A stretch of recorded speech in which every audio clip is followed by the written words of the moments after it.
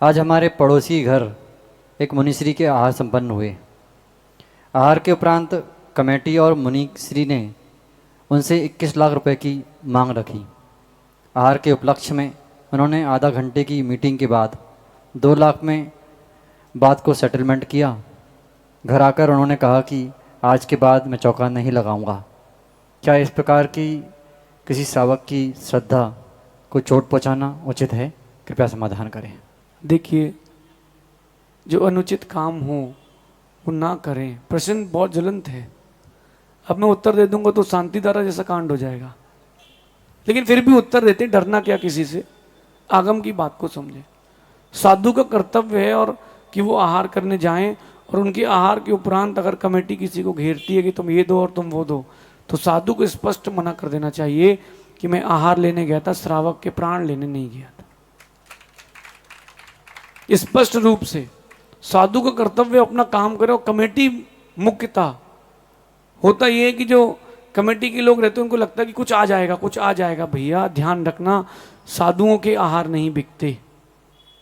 जिन शासन में आहार का कोई पैसा नहीं लिया जाता, फिर गरीब का क्या होगा? अब आप देखो, जिसका भी जो भी व्यक्ति था, जिसका नाम नहीं आया सामने अभी, उसके अंतरंग में क्या भावना बनी होगी कि मैं तो चौका ही नहीं लगाऊंगा।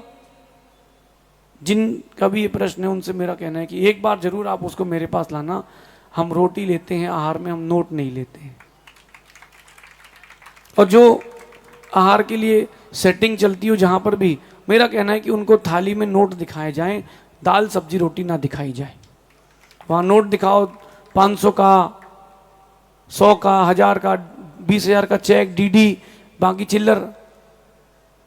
इस प्रकार की प्रक्रिया जिन शासन में निषेधात्मक है। ना साधु ऐसा बोले, ना कोई कमेटी ऐसा बोले। हो सकता है किसी को बुरा लगे तो बुरा लगे, कोई बात नहीं, लेकिन सत्य कड़वा होता है। आगम में कहीं नहीं लिखा कि अपन आहार के पैसे लें, कि और जब आप पैसे दोगे तभी आहार होंगे। कभी कल एक श्रावक आया था, बोले हमारे यहाँ टैग लगाया मेरे ऊपर विशुद्ध सागर जी का, आचार्य विशुद्ध सागर जी का। तो बोले हमारे यहाँ 3 दिन चौका लगा, 2 दिन तो आहार ही नहीं हुए। मैंने कितने चौके थे? बोले चौके तो उतने ही थे, हमारा चौका खाली गया। मेरा कहना है कि अपन इस बात को गंभीरता से समझें। श्रावक भी और खासकर कमेटी वाले अगर फोर्स नहीं करेंगे तो साधु को कोई विकल्प ही नहीं होगा। आप लोगों का काम है चर्या कराना, लेकिन चर्या में विघ्न नहीं करना। और ध्यान रखना, जो ऐसा कर रहे हैं उनको अंतराय कर्म का बंद होगा, दर्शन मोहनी कर्म तक का बंद हो सकता है। क्योंकि एक श्रावक की श्रद्धा चली गई, और एक श्रावक की श्रद्धा गई है ना, उसको मोक्ष मार्ग में फिर वो छूट गया, फिर वो वापस घूमेगा। अपन ने बहुत सारे ग्रंथों को पढ़ा है। भगवान ऋषभ देव भी आहार पे गए थे, इच्छु रस लाए थे, इच्छा से कुछ मांग करके नहीं आए थे, है ना? कहीं पढ़ा अपने आगम में कि महाराजों ने आहार के समय नियम दिलवाया हो? कहीं पढ़ा अपने आगम में कि आहार के बाद जो महाराज थे उन्होंने कहा कि ये बरवाओ, ये ग्रंथ छपवाओ या कुछ कराओ? ऐसा कुछ नहीं होता।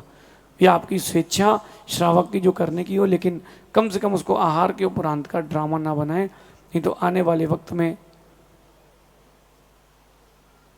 वक्त में श्रावक की श्रद्धा खत्म होगी। खत्म क्या होगी वो फिर साधुओं को पूछेगा ही नहीं, ऐसा समझिए।